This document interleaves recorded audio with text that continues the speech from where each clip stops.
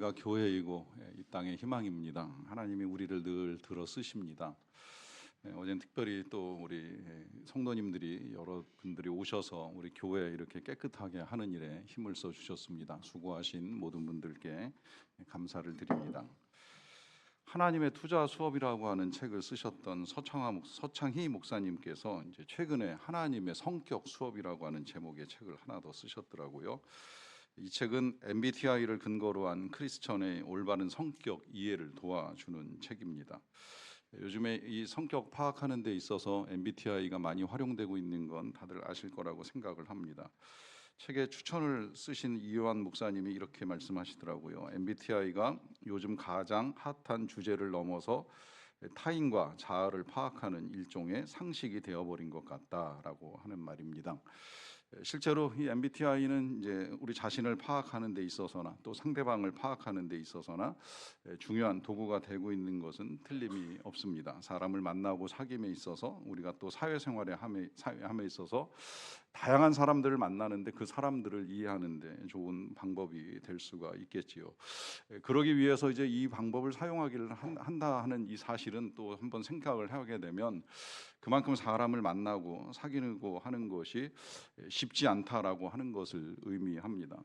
제 경험상으로 말씀을 드리자면 확실히 나이가 들어가면서 사람을 사귄다는 건 절대 쉬운 일은 아니구나, 이제 이런 생각이 점점 더 커지기는 하더라고요. 우리 생각해 보면 어렸을 때 친구를 만날 때 우리의 머릿속에 그렇게 복잡하지는 않았다는 생각이 들어요. 그냥 몇 번 만나다 보면 나하고 맞는 것 같고 뭐 그러면 그냥 그가 친구가 되고 그러면서 이제 그 친구를 오래 사귀게 됩니다. 그래서 뭐 지금 여러분들 중에도 뭐 초등학교 아니면 뭐 그 이전에 국민학교 친구를 만나시는 분도 계실 것이고 뭐 중학교 이제 고등학교 친구들은 언제 만나도 편하게 만나시잖아요. 그런데 이제 조금 더 나이가 들면서 만난 사람들을 깊게 또 오래 교제한다라고 하는 거 생각보다 쉽지 않다라고 하는 생각을 많이 할 때가 있습니다.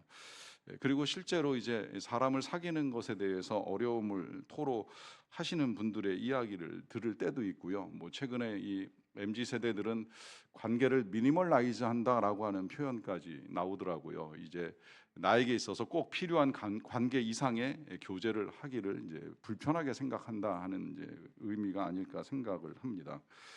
그런데 제가 앞서 소개해드렸던 책에서는 이런 말씀을 하시더라고요. 우리의 성격이라고 하는 것이 타고난 것이고 타고났다고 하면 하나님이 주셨을 터인데, 그렇다면 우리의 성격이 누군가에게는 선물이 될 수 있다는 거예요. 예를 들면 이제 우리 일반적으로 이 크게 성격을 나눌 때 외향형과 내성형으로 이제 나눌 수 있는데, 이 외향형의 성격을 가진 사람들의 선물됨은 연결성이라고 하는 것입니다. 늘 사람들 사이에서 사람과 사람 사이를 연결해주는 이제 중요한 역할을 잘 감당한다라고 하는 것이죠.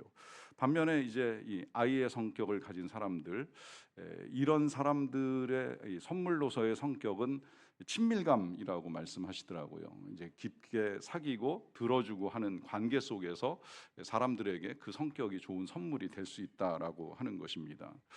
그런데 모든 성격이 다 선물이 되지는 않습니다. 그야말로 이제 성격이 선물이 되려고 하면 거듭남이 필요하다라고 하는 말씀을 하십니다.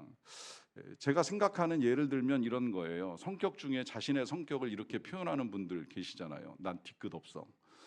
사실 이런 사람 전 솔직히 되게 무서워합니다. 왜냐하면 자기 할 말 다 해놓고 난 다음에 상처 줄 거 다 주고 나서 난 뒤끝 없어, 그래 버리고 나면 상대방 마음은 나하고 상관없다는 이야기가 돼버리는 거거든요.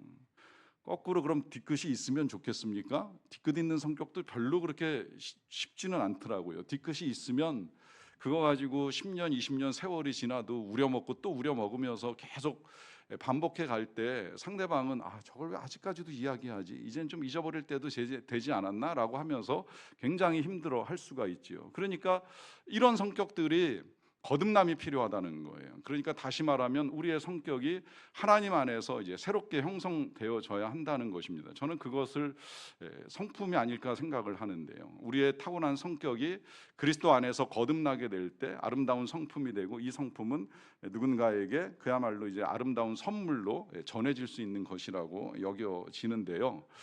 중요한 건 이제 우리가 타고난 성격이 어떠하든지 또 그 성격이 거듭났든지 아니했든지 간에 우리가 지금 매 주일마다 드리게 되는 이 신앙 고백의 내용 속에는 우리의 교제를 믿는다는 고백을 함께 하게 됩니다. 생각해 보면 여러분, 이거 조금 의아하지 않습니까? 우리가 지금까지 다루었던 고백들은 할 만한 고백들이에요. 나는 하나님을 믿습니다. 나는 예수님을 믿습니다. 나는 성령님을 믿습니다. 어려울 게 없는 고백인데요.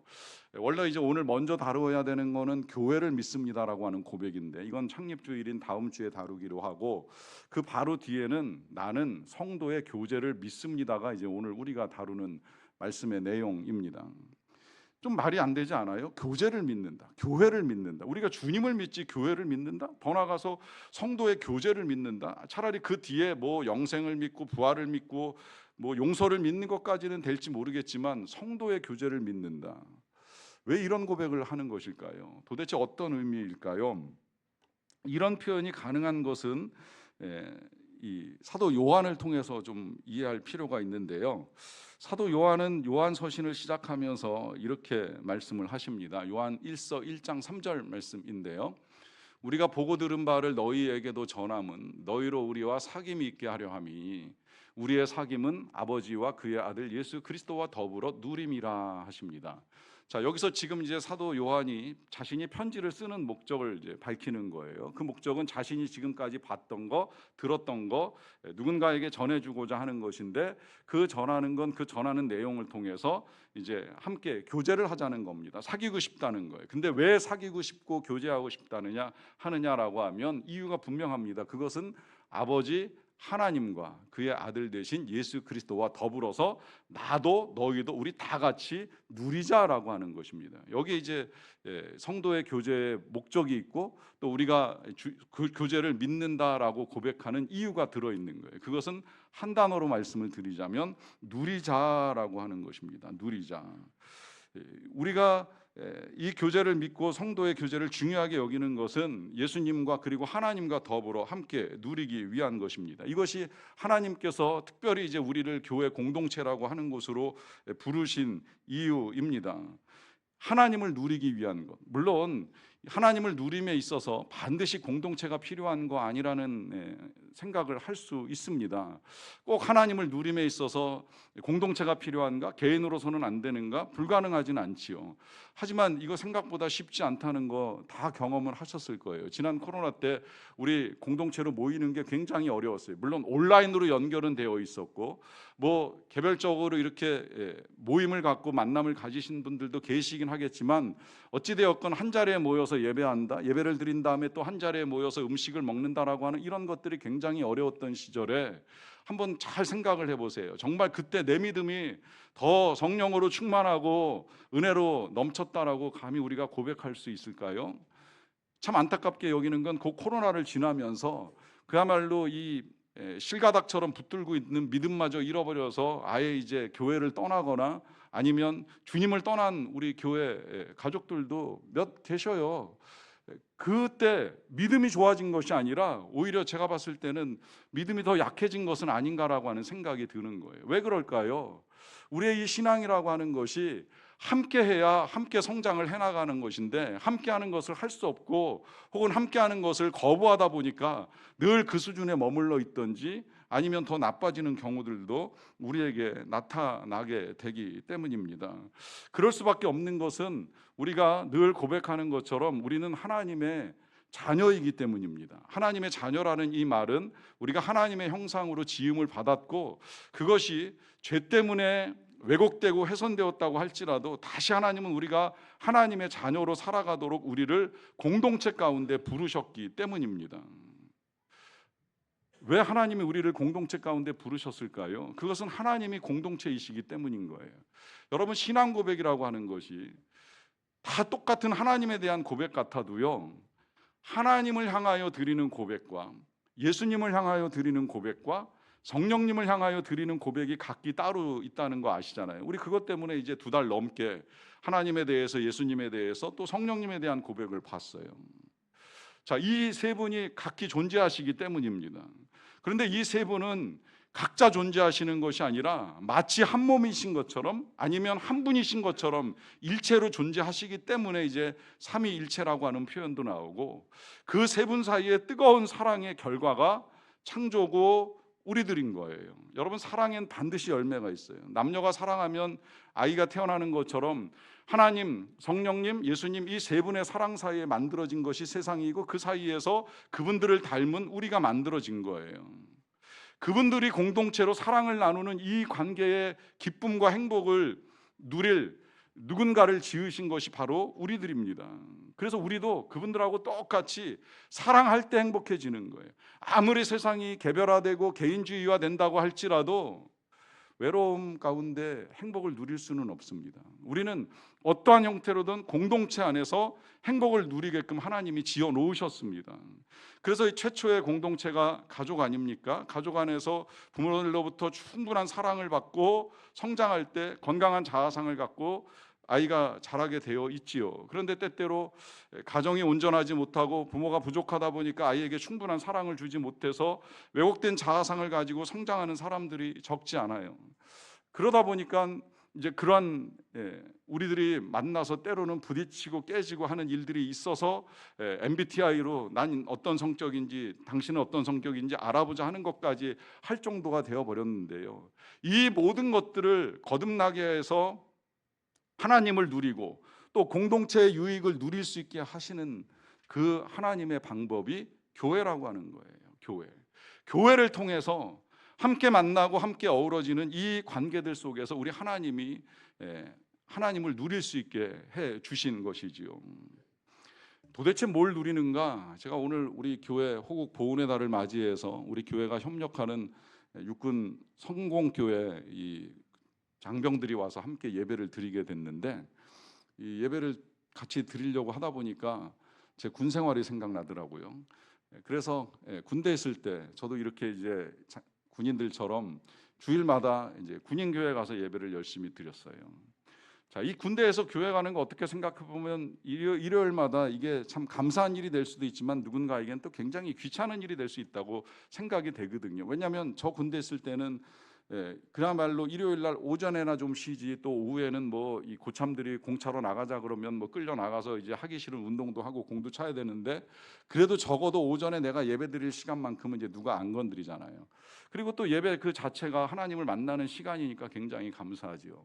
근데 그 가운데 이제 특별히 누렸던 은혜는 지금 이 군인들처럼 어느 날 갑자기 군대에서 교회 열심히 다니는 모범사병 5명을 뽑아가지고 그때 막 문을 열어가지고 이제 이 웬만한 사람 가기 힘든 63빌딩에 데려가서 거기 뭐 수족관 보여주고 아이맥스 보여주고 뷔페에서 밥 먹여주고 하는 이제 이런 일들 한 거예요. 더더군다나 지금 군인들처럼 집에 통화 절대 할 수 없었던 그 시절에 모처럼 밖으로 나갔으니까 공중전화 찾아가지고 집에 전화해서 엄마 나야 어딘데 갑자기 전화를 했냐, 그래서 나 지금 63빌딩이야 막 이러면서 자랑을 했던 기억도 있거든요. 근데 지금 생각해 보면 그거 어떻게 했겠습니까? 교회 다녀서 가능한 일이에요. 교회 다니는 사람만 데리고 이 밖에 나가서 우리 부모님도 구경 못했던 63빌딩을 볼 수 있게 해주셨던 그런 은혜가 저한테 있었습니다. 오늘 우리 이분들이 모처럼 나와서 예배만 드리고 끝나는 것이 아니라 뭐 이후에 애프터도 있다고 하니까, 자, 이런 누림, 이것도 하나님의 은혜의 일종이라고 저는 생각을 하는 거예요. 뭐 이런 거 아니라고 할지라도 사실 하나님이 우리에게 주시고자 하는 이 은혜 속에는 뭐 보이는 것도 있겠지만 안 보이는 것도 얼마든지 있을 수 있거든요. 그런데 그 모든 것들이 다 공동체 안에서 누릴 수 있게 되는 것이라 하는 것입니다. 자, 그렇다면 무엇을 어떻게 누리는가에 대해서 이어지는 요한일서 7절 말씀인데요. 그가 빛 가운데 계신 것 같이 우리도 빛 가운데 행하면 우리가 서로 사귐이 있고 그 아들 예수의 피가 우리를 모든 죄에서 깨끗하게 하실 것이라 하십니다. 자, 여기에 이제 사귐을 빛 가운데서 행한다라고 하는 말씀을 하십니다. 이 말씀은 먼저는 빛이신 주님께 나아가는 것이다라고 보시면 될 것 같아요. 그렇게 되면 하나님의 아들 예수의 피가 우리를 모든 죄에서 깨끗하게 하신다라고 하는 것이죠. 이 말씀에서 확인할 수 있는 건 우린 다 용서가 필요한 죄인들이라고 하는 거예요. 문제는 죄인인 걸 아는 사람도 있고 모르는 사람들도 있어요. 그 모른다고 한다면 뭐 알아도 마찬가지거니와 일단 빛 가운데 주님 앞에 나가 봐야 돼요. 그래야 정확하게 알 수 있어요. 내가 얼마나 더러운지, 얼마나 죄가 많은지, 그 죄를 어떻게 씻을 수 있는지 내 스스로 내가 알고 있는 지식으로는 도저히 안 됩니다. 빛 앞에서 먼지가 완벽하게 드러나는 것처럼 빛 가운데 드러나야, 주님 앞에 드러나야 그때 이제 깨끗함을 입는 은혜가 우리가 누리게 되는 것입니다. 뿐만이 아니라 이 빛 가운데 나타난다라고 하는 이 말은 자신을 드러낸다라고 하는 것인데요. 이것이 이제 우리가 교제하는 목적입니다. 자신을 드러내야 된다라고 하는 거예요. 드러내야 그때 이제 치유와 변화가 시작되기 때문이지요. 여러분, 우리가 몸이 아파도 그렇잖아요. 이 몸이라고 하는 거 아프면 병원에 가서 때로 검사하는데 이 검사가요, 그냥 겉으로 보이는 것만 가지고 검사 안 하잖아요. 옛날 같으면 뭐 의사가 청진기 대고 소리로만 검사를 했지만 지금은 온갖 과학 장비 다 가져다가 볼 수 있는 만큼 보고 들여다볼 수 있는 만큼 본 다음에, 그 다음에도 이거 심각하다 싶으면 그 다음에 어떻게 해요? 째고 찢어서 그 안에 있는 병을 긁어내던 꺼내던 해야지 치유가 되고 회복이 일어나는 거잖아요.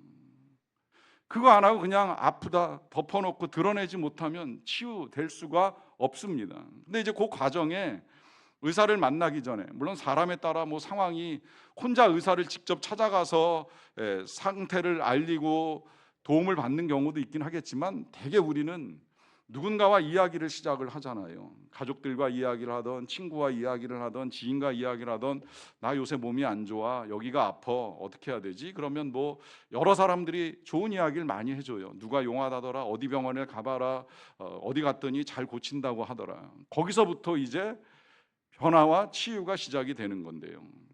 여러분, 마음이 다르지 않습니다. 내 마음 덮어놓고 숨겨놓고 가려놓고 어떤 변화를 기대할까요? 어떤 치유와 회복이 일어날까요? 숨기고 가린다고 해서 달라질까요?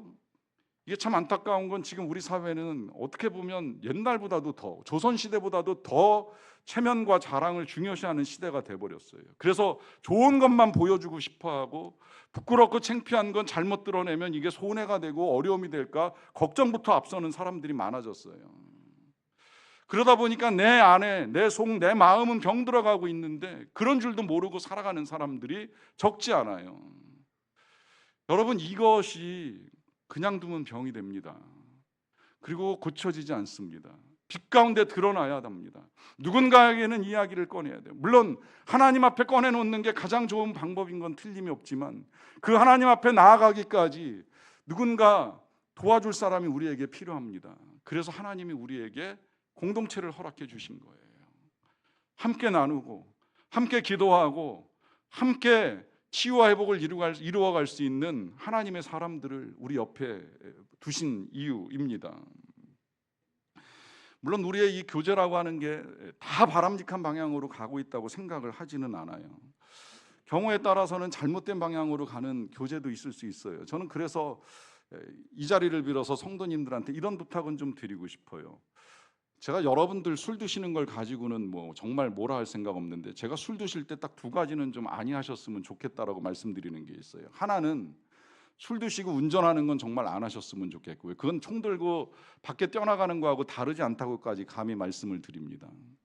난 괜찮다고 생각하면서 음주운전, 음주자전거도 하지 마세요. 사고 날 가능성 굉장히 큽니다. 그 다음에 술을 드시되 뭐 사회생활하면서 어쩔 수 없다 생각을 하지만 교인들끼리는 하지 마세요. 교인들끼리 모여서 기도는 못할망정 술 드시면서 교제하겠다? 이게 세상하고 다른 게 뭐가 있어요? 세상 방식하고 똑같이 교제하라고 하나님이 우리를 공동체로 부르신 건 아니기 때문에, 적어도 교인들끼리 얼굴 맞대고 술 드시는 건 아니라고 생각이 들어요.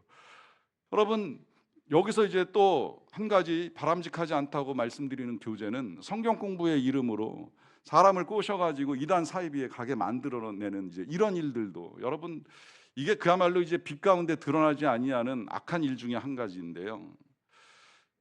그런 데 가서 성경 공부하는 게 유익하다고 하면 왜 저에게 말씀을 못 하시겠습니까? 제가 가끔 신방하거나 이렇게 교인들 만나면서 이런 얘기 들을 때 있어요. 목사님 말씀도 듣지만 저는 어느 교회 누구 목사님 말씀도 매주 듣고 있어요. 차라리 그게 낫습니다. 제가 그분도 알고 그분 말씀 좋다는 것도 알고 그 말씀에 문제가 없으니 제 말씀만으로 안 되면 매일 뭐 다른 분 말씀 들으시면서 여러분들의 영혼을 위해서, 성장을 위해서 해나가시는 거 문제되지 않아요. 그런데 은밀한 중에 그야말로 밖에서 남몰래 소그룹으로 모여서 무슨 요새는 또 그것도 뭐 재테크니 뭐 자녀 양육이니 관심 있는 주제로부터 시작을 해가지고 큰 도움 줄 것처럼 여겨지지만 끝내는 가서 이렇게 열어보면 전혀 이제 이 교회와 상관없는 이단 사이비에 빠뜨리는 이런 일, 여러분 분명하게 공개적으로 제가 알려드리는데 누가 여러분들 옆에서 여기 한번 가볼래? 여기서 성경 공부해볼래? 하고 하면 반드시 저에게 알려주세요. 이건 숨겨서 될 일이 아닙니다. 이건 그야말로 드러내야 될 일이기 때문에 정확하게 알려주셔서 우리 중에 누구라도 이단 사이비의 미혹을 받는 일이 일어나서는 아니 됩니다. 그러면 어떻게 해야 되느냐라고 했을 때 이제 그게 오늘 본문에 몇 가지 우리에게 가장 먼저 믿음을 가졌던 선배들이 보여주는 내용인데요. 42절입니다. 그들이 사도의 가르침을 받아 서로 교제하고 떡을 떼며 오로지 기도하기를 힘쓰니라 라고 합니다. 자, 여기서 지금 처음에 교회 성도들이 보여줬던 교제의 모습이 나오는 거죠. 그것은 가르침을 받는 거예요. 가르침을 받는다는 건 말씀을 중심으로 모였다는 거예요. 말씀을 기본으로 하고 말씀과 함께 모이지 않으면 안 된다는 가장 중요한 생각을 가지고 있었습니다. 물론 우리도 상황에 따라 때로는 반드시 성경책을 열어놓고 무슨 샘교제를 펼쳐놓고 모일 수 없다는 걸 제가 모르지는 않아요. 한두 번 그런 예외적인 상황들은 늘 있을 수 있다고 생각을 합니다. 그런데 하나님의 말씀을 중심으로 하지 아니하는 이 만남 한 번, 두 번 쉽게 할 수 있고 편하게 여겨질지 모르겠지만 시간이 지나면 우리 안에 공허함이 남고요. 그리고 그 모임의 의미가 점점 퇴색됩니다. 어떤 경우에도 말씀이 반드시 기본이 되어야 하는 거고요. 그 다음에 떡을 뗐다라고 하는 것인데 이때 이 떡을 떼는 건 음식을 함께 먹는 거 아닙니다. 이제 그건 나중에 나오는 이야기고요. 여기서 떡을 떼는 거는 성찬식을 말하는 거예요. 사실은 이 성찬식도 굉장히 중요한 공동체의 의식 중에 하나였어요. 지금이야 이제 준비하는 거 또 치우는 거 이제 이 과정 자체가 좀 복잡해져 가지고 우리가 매주 할 수 없으니까 1년에 4번밖에 못 하지만 이 성찬은 과거에 그야말로 떡 하나 놓고 잔 하나 놓고 다 같이 뜯어먹고 다 같이 돌려먹고 하는 거니까 그렇게 어려운 것이 아니었는데 이것이 반복된 이유는 쉬워서 반복된 게 아니에요. 이 예식을 통해서 우리가 하나라는 사실을 확인해 나가는 거예요. 한 떡, 한 피를, 한 잔을 나누면서 우리가 예수 그리스도의 피로 말미암아 하나 된 공동체라는 사실을 확인하는 거죠. 그래서 우리가 이제 다음 주 창립주일에 드리는 성찬 예식을 그렇게 이제 한 떡과 한 잔을 상징하는 내용을 가지고 나누게 되는 것이죠. 그리고 그 끝에 오로지 기도하기에 힘썼다라고 하는 말씀을 합니다. 이게 교제예요. 함께 기도하는 게 교제예요. 함께 기도하기에만 힘쓰는 것이 교제의 내용이었다라고 하는 거예요. 왜 그럴까요? 왜 그들은 기도에 힘썼을까요? 여기에 이제 이 교제를 주신 목적이 나오는 겁니다. 그것은 함께 기도할 때 함께 응답의 역사가 나타나고 그 응답의 역사를 통해서 다 같이 하나님을 누릴 수 있기 때문이라고 하는 것이죠.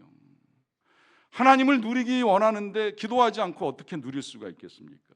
하나님을 찾는 자가 만나고 만나는 자가 누리는 거예요. 그러면 찾으려고 하는데 혼자선 잘 안 되거든요. 그러니까 함께 누릴 수 있는 자리를 하나님이 만들어 주신 거예요. 나 혼자서 하나님을 찾는 것이 안 되니까 여러 기도의 시간들을 통해서 함께 기도하게 하시고 그 기도하는 가운데 이루어지는 일들을 통해 꼭 내 일은 아니더라도 남의 일을 통해서라도 하나님의 역사를 함께 보면서 우리가 함께 즐거워할 수 있게 하신 것입니다. 이런 것뿐만이 아니라 46절에 보시게 되면 날마다 마음을 같이하여 성전에 모이기를 힘쓰고 집에서 떡을 떼며 기쁨과 순전한 마음으로 음식을 먹었다 그래요. 자, 여기서도 이제 마음을 같이하며 성전에 모이기를 힘썼다라고 합니다. 이게 이제 처음 교회와 교제의 모습이라고 할 수가 있겠는데 할 수만 있으면 모이는 거예요. 모이는 이유는 앞서 나온 대로 가르침 받고 성찬하고 그 다음에 오직 기도하기 위해서 모이는 것이었고요.